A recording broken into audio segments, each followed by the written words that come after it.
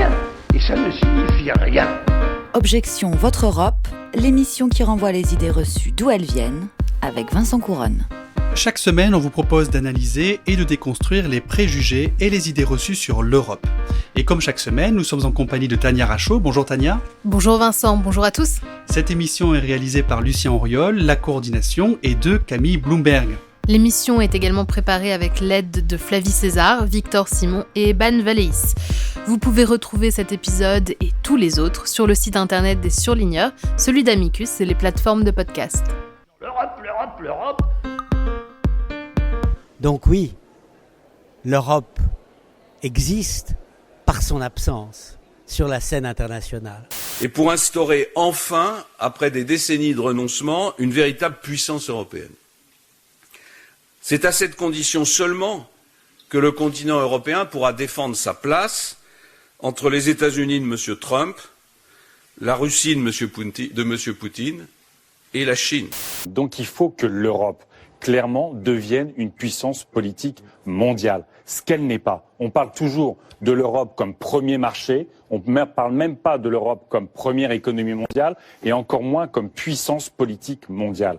Aujourd'hui, on a toute une série de zones extrêmement instables aux frontières de l'Europe. En Ukraine, avec les amis de M. Bardella, les Russes qui envahissent l'Ukraine. Dans tout l'Afrique, dans tout le Moyen-Orient. C'est parce que l'Union européenne a affaibli l'Europe face aux deux superpuissances.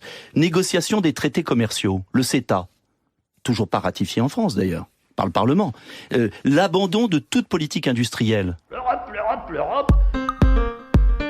Alors vous venez d'entendre, dans l'ordre d'apparition, Dominique Moisy, qui est chercheur à l'Institut français des relations internationales, c'était en 2016, François Fillon en 2017, dans un discours de campagne, et puis Yannick Jadot, député européen, en 2019 sur BFM TV, lors de la campagne des européennes. Et puis enfin en dernier, le député Nicolas Dupont-Aignan sur France Inter, là aussi, en pleine campagne des élections européennes. Alors Vincent, dites-nous, quelle est l'idée reçue ? Eh bien Tania, l'idée reçue, c'est que l'Europe, sous-entendu ici l'Union européenne, n'aurait pas de poids dans le monde. Et d'où vient cette légende européenne ? Alors c'est une idée assez répandue et il faut dire que peu sont ceux qui disent le contraire, même parmi les premiers responsables, ceux qui dirigent la diplomatie européenne. Alors elle est assez répandue, mais comment s'est-elle répandue ? Eh bien à mesure que les dangers et les défis se succédaient aux frontières européennes, il y a eu le défi soviétique, puis la menace terroriste et aujourd'hui les questionnements sur le rôle de l'Europe entre Chine et États-Unis. Et pourquoi cette idée reçue plaît ? Bien parce qu'elle validerait la théorie du déclin de l'Europe. Mais je vous rassure Tania, ce n'est pas propre à l'Europe, on se désole tout autant du manque de puissance de la France par exemple, que ça soit avec ou sans l'Europe. Ah, je suis rassurée, effectivement. Et c'est vrai ou c'est faux ? Alors c'est plutôt faux, mais cela dépend de quoi on parle. Est-ce qu'on parle de commerce ou est-ce qu'on parle de diplomatie ? Et pour en parler tout à l'heure, on reçoit le professeur de droit à Sciences Po Rennes, Alan Hervé. L'Europe. Alors l'Union européenne, en quelques chiffres d'abord. La population, eh bien, a une taille assez relative, 450 millions d'habitants, c'est un peu moins de 6% de la population mondiale, 3 fois moins qu'en Chine, mais quand même 120 millions de plus que les États-Unis. La richesse de l'Union, c'est à peu près 1/5 de la richesse mondiale, juste derrière les États-Unis et devant la Chine, même si cette richesse recule, du fait de la crise financière de 2008 qui a affaibli l'Europe et de la montée en puissance de la Chine notamment. Et puis l'Europe, c'est aussi la première puissance mondiale, avec à peu près 2000 milliards d'exportations chaque année et à peu près 1800 milliards d'importations également sur une base annuelle.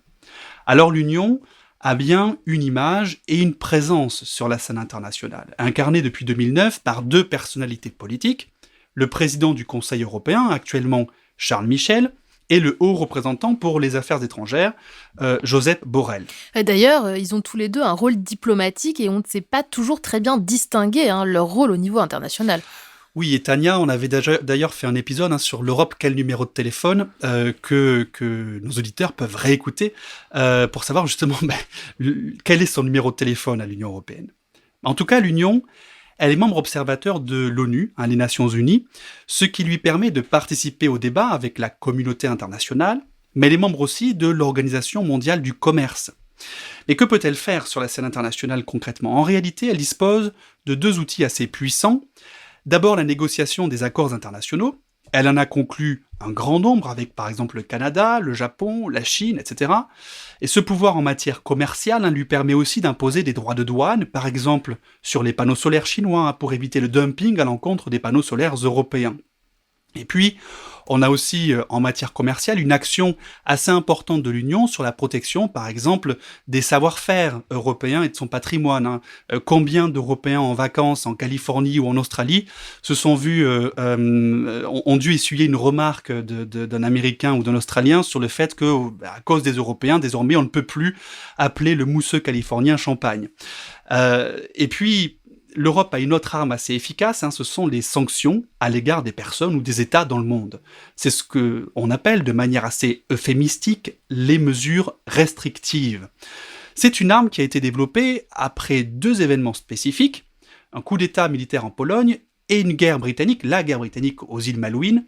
On est au début des années 80 et l'Europe ne dispose pas d'outils efficaces pour sanctionner ceux qui portent atteinte à ses intérêts ou à sa sécurité.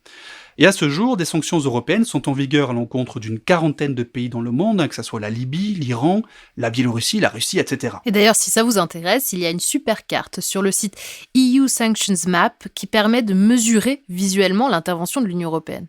Et alors, ces mesures permettent, par exemple, de geler des fonds ou d'interdire le commerce, par exemple, d'armes ou de produits chimiques. Depuis quelques années, l'Union européenne remplace même l'ONU dans l'accomplissement de missions de maintien de la paix. Nous avions consacré 2 épisodes entiers à la question de la défense européenne, c'était les épisodes 27 et 28, auxquels là aussi je vous renvoie. À côté de tout ça, on peut dire aussi qu'il y a une sorte de soft power assez important de l'Union européenne. L'Union est le premier, par exemple, pourvoyeur d'aide au développement dans le monde. À elle seule, l'Union donne plus du double que les États-Unis par rapport à la richesse nationale. Et quand elle adopte certaines règles pour son propre territoire, ça peut avoir un effet dans le monde entier. Je pense par exemple au règlement général sur la protection des données personnelles, un règlement européen entré en vigueur en 2018 et que le Japon a repris dans les moindres détails. La Californie également a adopté un texte assez comparable et d'autres pays dans le monde aussi. Mais une fois qu'on a dit tout ça, c'est bien beau, mais ça ne nous dit pas tout du poids de l'Union dans le monde, et aussi des nombreuses occasions manquées ou le manque de pouvoir dont elle pâtit parfois pour peser en tant que première puissance commerciale. Et tout ça, on en parle après notre pause musicale avec notre invité spécial.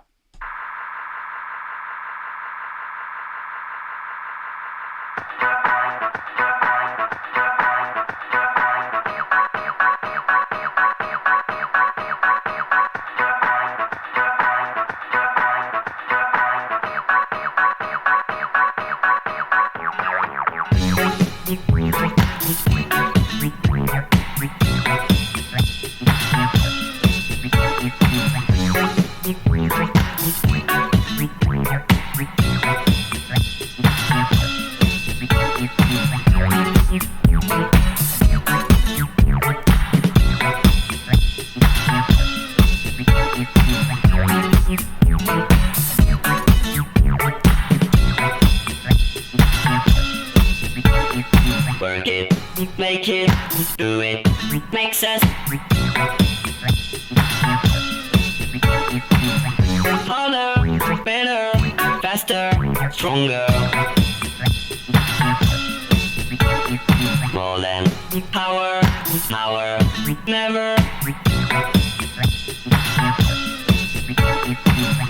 ever after work is over. Work it, make it, do it, makes us harder, better, faster, stronger. Work it harder, make it better, do it faster, makes us stronger. More than ever, hour after hour, work is never over. Work it harder, make it better, do it faster, makes us stronger. More than ever, hour after hour, work is never over. Work it harder, make it better, do it faster, makes us work it harder, make it better, move it faster, makes us stronger than ever. Hour after hour, work is never over. Work it harder, make it better, move it faster, makes us stronger than ever. Hour after hour, work is never over. Vous êtes toujours dans Objection Votre Europe et vous écoutez les Daft Punk. Feu les Daft Punk, devrait-on dire, avec Harder, Better, Faster. Et on reçoit aujourd'hui dans Objection Votre Europe Alan Hervé, professeur de droit public à Sciences Po Rennes, membre de l'IOD, autrement dit l'Institut de l'Ouest, Europe et Droit, spécialiste notamment des relations commerciales de l'Union avec le reste du monde. L'Europe. Alors, Alan Hervé, bonjour. Est-ce que ça vous dérange si on s'appelle par nos prénoms ? Non, ça me va très bien. Merci de votre invitation. Bien, bienvenue dans Objection Votre Europe. J'ai une première question à vous poser, Alan. L'Union européenne est donc un géant commercial dans le monde, comme on le disait en première partie. Est-ce que son action dans le monde, ses rapports avec ses partenaires, correspond à ce poids commercial ? Je dirais que oui, et de plus en plus, c'est-à-dire on peut quand même remarquer dans la période récente, dans les années récentes, une prise de conscience croissante de la part de l'Union et de ses États membres de son poids économique et du fait que de ce poids économique, l'Union européenne peut s'avérer être un acteur politique. Donc j'aurais tendance à vous donner une réponse positive sur ce point, même si l'Europe demeure, au regard de sa puissance économique, un nain politique sur la scène internationale. Mais alors du coup, est-ce qu'on a des exemples de cette puissance commerciale de l'Union européenne sur la scène internationale vis-à-vis de la Chine ou vis-à-vis des États-Unis ? Alors vis-à-vis de ses partenaires commerciaux, en termes, je dirais, de négociations commerciales, lorsque l'Union européenne doit défendre ses intérêts marchands et économiques, je pense qu'elle a finalement assez peu de choses à envier aux États-Unis et à la Chine. C'est quelque chose qui est installé depuis les années 60, depuis le GATT en fait, où l'Union européenne s'est affirmée comme une véritable puissance commerciale. Et puis, dans certains cas, elle peut aussi utiliser son poids commercial, son poids dans les échanges internationaux, pour faire prévaloir des considérations de nature extra-commerciale. Je pense par exemple au fait que dans la négociation de certains accords, elle va tendre à essayer d'imposer aux partenaires le respect de normes environnementales, de normes en matière aussi sociale, de normes aussi politiques parfois, même si on peut considérer que ça reste trop timide, c'est un des leviers qu'elle peut utiliser. Et puis par exemple vis-à-vis d'autres pays en développement, elle peut conditionner l'octroi de préférences commerciales au respect de certaines normes. Par exemple, récemment, l'Union européenne vient de suspendre ses préférences tarifaires qu'elle accordait au Cambodge en raison du non-respect par ce pays des droits fondamentaux. Donc c'est un levier aussi, le commerce, pour faire prévaloir dans certains cas des priorités politiques. Oui, parce que une chose que j'ai pas expliquée, mais je parle sous votre contrôle, Alan, c'est que l'Union européenne, elle a une compétence très importante, exclusive, on dit, en matière commerciale, alors qu'elle n'a pas autant de compétences en matière de politique étrangère, de diplomatie, etc. Et donc c'est vrai que du coup, elle peut utiliser beaucoup plus facilement l'outil commercial pour déborder sur ces questions plus diplomatiques, effectivement. Et j'ai une question peut-être un peu plus un peu plus théorique, je sais pas, mais la compétence commerciale de l'Union européenne, elle a été prévue dans un monde en fait qui était peut-être assez stable. Est-ce qu'aujourd'hui, avec je sais pas, l'Amérique de Trump, alors qu'il touche à sa fin aujourd'hui, mais la montée en puissance de la Chine, les menaces de la Russie, est-ce que l'Union est toujours adaptée à ce monde-là ? Ce que l'on constate quand même, c'est une capacité de l'Union dans la période récente, et du moins une volonté de moins obéir systématiquement à la règle. C'est-à-dire qu'on a quand même eu l'Union européenne, mais ça c'est dans énormément de domaines. Je vous renvoie aux écrits de Luc Van Middelaar, notamment sur cette question, qui explique qu'en fait l'Union européenne, jusqu'à une période récente, obéissait aux droits, aux procédures, tant dans son fonctionnement interne que dans ses relations internationales. Et finalement, elle était très à l'aise avec un système, effectivement, tel que celui de l'OMC, encadré par le droit, où les rapports de force tendaient à être minorés par des procédures, etc. Aujourd'hui, c'est vrai, depuis quelques années, on n'est plus dans ce monde-là. Je dirais que c'est le cas, cette évolution, elle date du début des années 2010. On est dans un ordre international économique qui est beaucoup plus politisé, beaucoup plus sujet aux tensions géopolitiques, stratégiques, sécuritaires, aussi beaucoup plus sujet aux émotions.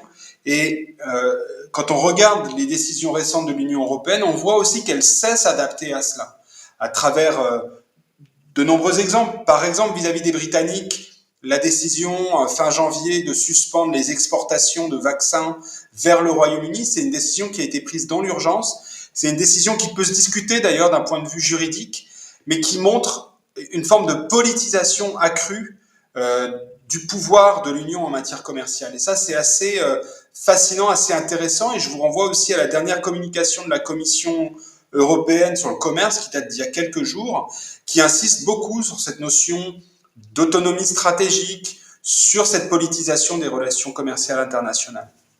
Mais alors, cette autonomie stratégique, pourquoi pas, mais on a vu ces dernières semaines, hein, par exemple, Josep Borrell, le haut représentant de l'Union européenne pour la politique étrangère, se rendre en Russie et être en fait humilié, il faut dire ce qui est, hein, par Vladimir Poutine, qui a en pleine conférence de presse avec le ministre des Affaires étrangères russe, Sergueï Lavrov, annoncé l'expulsion de Russie de diplomates européens. Est-ce que l'Union européenne ici, elle n'a pas été dans son ensemble humilié par Poutine? Moi, je trouve, c'est une lecture qui a été, la lecture que vous relayez, qui a été faite et partagée très largement par les médias internationaux, y compris européens, y compris français. Et moi, j'aurais tendance à m'inscrire en faux un petit peu par rapport à cette lecture. Je trouve que c'est plutôt la Russie qui s'est humiliée, à mon sens, dans son attitude, qui a pas fait preuve, en fait, ici, d'une attitude civilisée.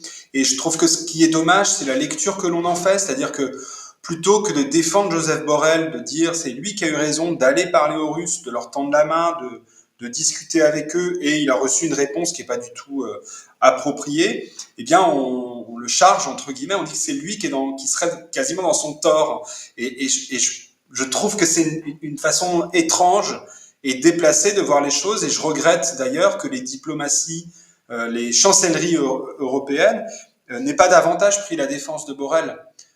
Et un petit peu, mais ça c'est un réflexe des diplomaties, des chancelleries, elles veulent pas être supplantées par le haut représentant pour la politique étrangère. Et du coup, quand il y a une erreur, plutôt que de l'aider, que faire preuve d'un réflexe de solidarité, il y a une tendance à pointer l'erreur qui a été faite ou la maladresse peut-être, mais je pense que surtout si on cherche quelles sont les responsabilités et les torts, il faut regarder la Russie. Il faut regarder le comportement de Pardon, je vous coupe, mais c'est vrai qu'effectivement, Poutine, il veut diviser l'Union européenne, et là, les États membres sont effectivement tombés dans le piège en ne soutenant pas Josep Borrell. Ça, c'est un peu ce qu'on peut lire, effectivement, de cet épisode-là. Mais alors, j'ai une autre question sur l'action de l'Union européenne sur la scène internationale, notamment. On parle souvent de l'accord de Paris, et on met en avant très souvent l'action de la France dans la conclusion de cet accord, donc l'accord de Paris sur le climat en 2015. L'Union européenne était partie prenante à cet accord, non? Oui, elle a participé aux négociations aux côtés de ses États membres. Donc elle a. Et est-ce qu'elle a participé Oui, est-ce qu'elle a participé ou est-ce qu'elle a est-ce qu'elle a été un moteur pour pouvoir parvenir à un accord, l'Union européenne?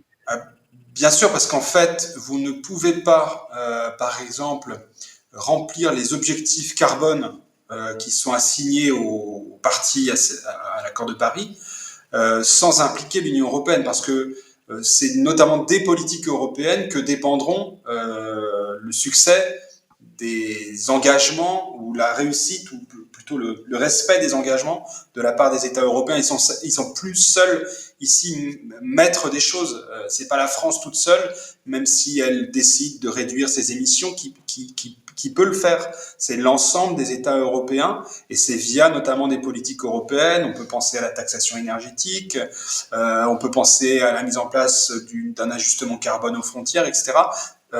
Aux politiques européennes menées, aux décisions européennes menées qui contribueront elles aussi au respect de ces accords. Donc elle est incontournable, y compris dans la négociation. Ouais. Est-ce qu'il y a du coup j'imagine qu'il y a une coordination entre les États avant que l'Union européenne arrive comme ça dans une négociation internationale.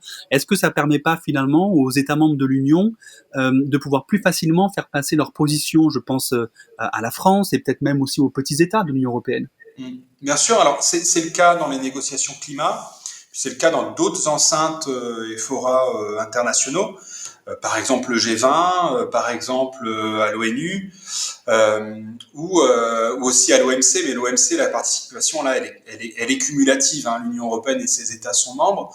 Il y a toujours des réunions préparatoires et des positions communes qui sont mises en place entre Européens. Et d'ailleurs, dans l'immense majorité des cas, ces positions communes sont définies, suivies et respectées par les États. Il y a quelques cas. Alors, le cas manifeste, c'est au début des années 2000 à l'ONU, le cas de la guerre en Irak, où il n'y avait pas de position commune entre Européens, mais en fait, c'est l'exception. Dans la plupart des cas, dans la plupart des enceintes internationales, les Européens parlent d'une même voix. Ça peut arriver que sur des sujets hautement politiques, hautement polémiques, il y a des dissensions, mais quand même, généralement, les Européens arrivent à défendre une position commune. Et ils ont plus de force à le faire que de jouer, qu'en étant divisés, si vous voulez. Oui, c'est ça, parce qu'à partir du moment où ils se sont coordonnés en amont sur une position, tous les États, les 27 États, défendront dans les différentes instances internationales cette position-là, cette position commune. Donc, pour être plus juste au final, pour savoir quel est le poids de l'Union européenne dans le monde, il faudrait en fait additionner en quelque sorte le poids à la fois de l'Union européenne, mais aussi de ses États membres, qui ont chacun leur propre diplomatie, mais coordonnée. Oui, et d'ailleurs, c'est ce qui peut inquiéter les tiers, c'est-à-dire que dans de nombreuses organisations internationales, on sent que la crainte des pays tiers, c'est que finalement ils doivent faire face à un bloc de 27 États membres ou à une union réunie, et ça peut les inquiéter. Par exemple, c'est pour cette raison-là qu'au sein du Fonds monétaire international, les États-Unis qui contrôlent en fait les procédures et qui peuvent bloquer toute révision des statuts du Fonds monétaire international, se sont toujours refusés, malgré l'euro, à ce qu'il y ait une représentation unique des Européens, unitaire des Européens. Ils préfèrent que les Européens soient éclatés dans différents groupes ou sous-groupes, et ils font tout pour éviter qu'il y ait une voix commune européenne, en fait, qui économiquement les dépasserait. Donc il y a aussi une crainte de la part des tiers, parfois d'une trop forte unité européenne finalement. Merci beaucoup Alain Hervé. Je rappelle donc que vous êtes professeur à Sciences Po Rennes et également chercheur donc à Lyon, à l'Institut de l'Ouest droit et Europe, et donc spécialiste des relations commerciales de l'Union européenne. Merci de votre invitation. Au revoir. Au revoir. L'Europe. Et maintenant, Tania, c'est l'heure de votre chronique. Et les droits de l'homme, bordel. Aujourd'hui, vous nous parlez de la protection consulaire et les délégations de l'Union européenne dans le monde. Personne ne peut raisonnablement et sérieusement dire que la France est le pays des droits de l'homme. En lien avec la question du poids dans le monde de l'Union européenne, je me suis demandé ce que cela pourrait impliquer concrètement pour un citoyen européen perdu dans un pays étranger lointain. Alors il y a deux éléments à distinguer. D'abord la protection consulaire qui est clairement utile pour ce citoyen égaré, et ensuite les ambassadeurs de l'Union qui, eux, ne servent pas directement les intérêts individuels. Commençons donc par le plus utile. Grâce à l'Union européenne, tout citoyen européen égaré ou qui a perdu son passeport, ce qui est embêtant à l'étranger, peut se tourner vers une ambassade de n'importe quel État membre de l'Union européenne. C'est la protection consulaire. Évidemment, si c'est un Français et qu'il y a une ambassade française, c'est là qu'il faut aller, mais il s'avère qu'il n'y a que en Russie, Chine, États-Unis et en Inde qu'on trouve 27 ambassades des 27 États membres de l'Union. Ailleurs, par exemple, en Syrie, il n'y a pas d'ambassade française, donc on peut chercher à être protégé par un autre pays de l'Union européenne. Bon, c'est pas clairement garanti qu'on trouve un autre pays de l'Union européenne en Syrie, mais on peut essayer. Bref, la Commission européenne nous apprend que ça peut concerner environ 10 millions de personnes dans le monde, donc cette protection consulaire, elle n'est pas anodine.